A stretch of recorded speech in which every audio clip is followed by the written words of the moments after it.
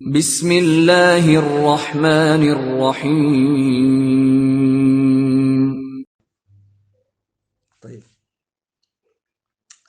Pertanyaan berikutnya dari saudara Ubaidillah yang beralamat di Aceh, tepatnya di Singkil. Assalamualaikum Ustaz. Waalaikumsalam warahmatullah. Terima kasih atas kesempatan yang diberikan. Mohon panduan tentang pembagian zakat mal.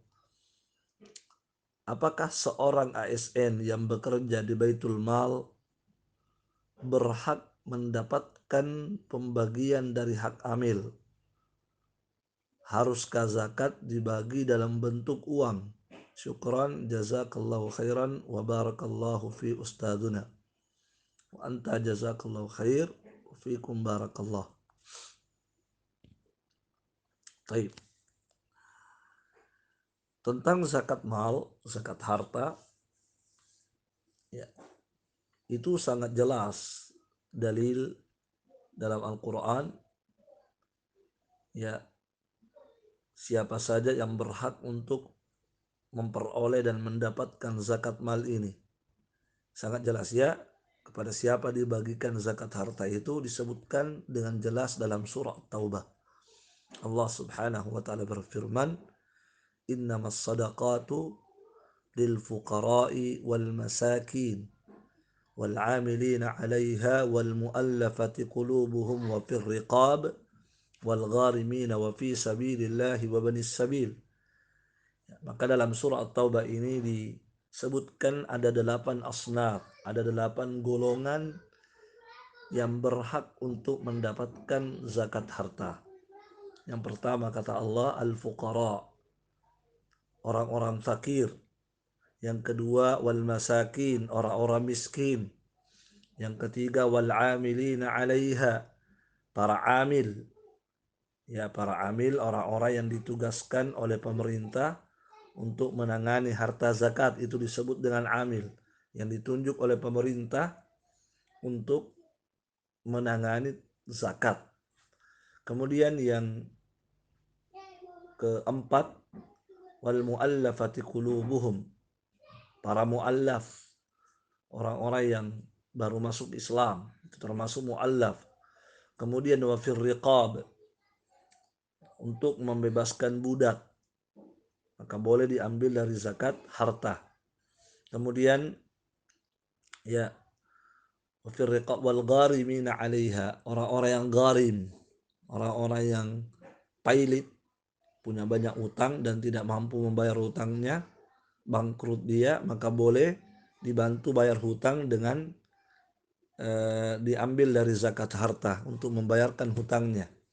Kemudian wal gharimina 'alaiha,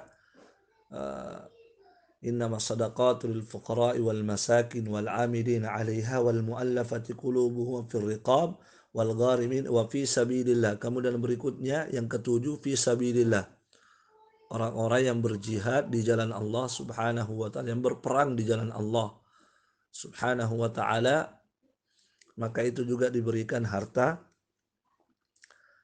zakat, ya, zakat harta, ya, barakallahu fikum. Kemudian wabnis sabil, yang kedelapan adalah ibnus sabil. Ibnus sabil itu orang-orang yang melakukan safar, ingin kembali ke daerahnya tapi habis bekalnya sehingga tidak bisa pulang, maka diberi bantuan untuk pulang dari zakat harta. Itu orang-orang yang berhak untuk mendapatkan zakat harta. Selain daripada itu tidak. Selain daripada itu tidak berhak untuk mendapatkan zakat. Nah, kalau ASN ini yang bekerja di Baitul Mal itu posisinya sebagai amil, dan amil sekali lagi adalah orang-orang yang ditunjuk oleh pemerintah untuk menangani zakat, maka itu disebut dengan amil. Nah, kalau dia posisinya sebagai amil, maka berhak bagi dia untuk mendapatkan zakat harta. Ya, walaupun dia kaya, tetapi dia mendapatkannya disebabkan posisinya sebagai amiluz zakah. Ingat sekali lagi, amil itu adalah orang yang ditunjuk oleh pemerintah untuk menangani zakat. Kemudian,